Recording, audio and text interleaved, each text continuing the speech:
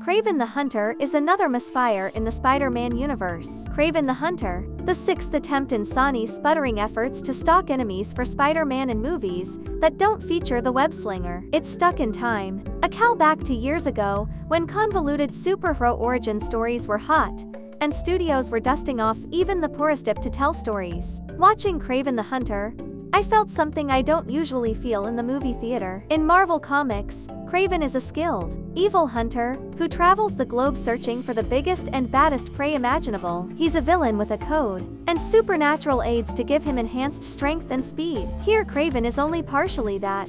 He's a full-time superpowered assassin who jet sets around, killing villains like a murderous jungle Batman. Things start there with an admittedly fun and surprising cold open before getting completely derailed by 30 minutes of boring origin story. In flashback, we meet Kraven's real name Sergei Kravenov dad Nikolai, as well as his younger brother, Dmitri. Through a long, drawn-out sequence we get a sense of their borderline abusive family dynamic, the family's history with big game hunting, and then meet a seemingly random young girl named Calypso. Calypso is given a very special potion she's told should only be used in the most dire of circumstances, who then proceeds to give it to Sergei about 7 seconds later. The potion saves his life, gives him powers, and changes his outlook on everything, which sets him on the path to being Kraven. The whole thing is obvious, long, and dumb, but thankfully, we do eventually get back to the present day. Now the aforementioned actors are playing grown-up versions of those characters, at which point Kraven conveniently finds a list of bad guys he can start to pick off.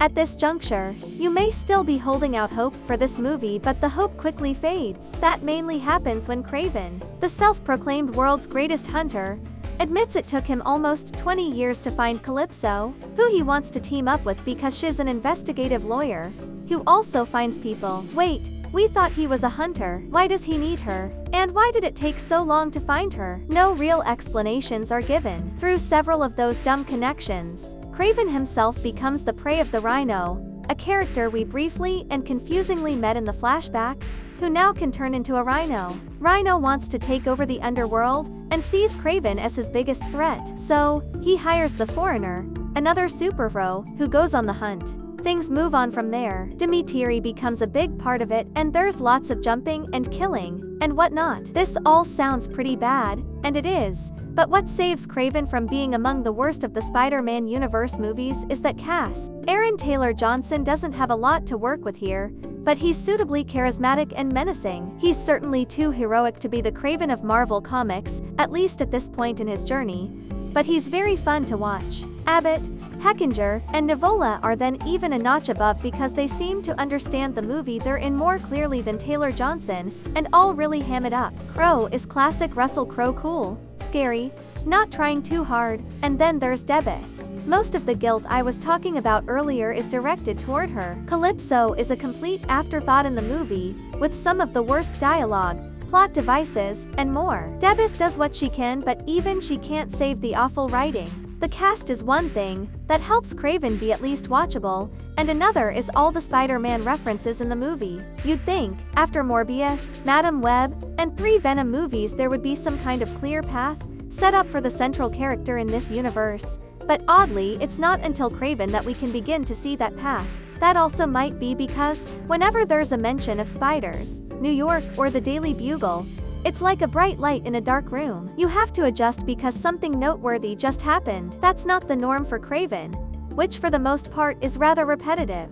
A few of the action scenes are okay, others with big giant CGI animals are less so. And then, as previously stated, all of it is just stuck together with spit and bubble gum. Things just kind of randomly work out to move the story forward in ways that are increasingly embarrassing and annoying. Even with all that said though, one of the biggest misses in the film is that almost everything interesting about the comic character of Kraven is all but missing in the film. This version of the character is basically just an action star, so he rarely has respect or adoration for his prey, and thinks about the consequences of his actions even less. The fact that such rich, meaty subtext is only sprinkled in haphazardly is beyond maddening. If you aren't going to tackle what makes the character of Kraven cool and memorable in the first place, why do it at all? The best things I can say about Kraven the Hunter are that it's better than Madam Web, and probably slightly better than Morbius. It also, by the end, gets to a point where the surviving characters actually have something interesting to work with,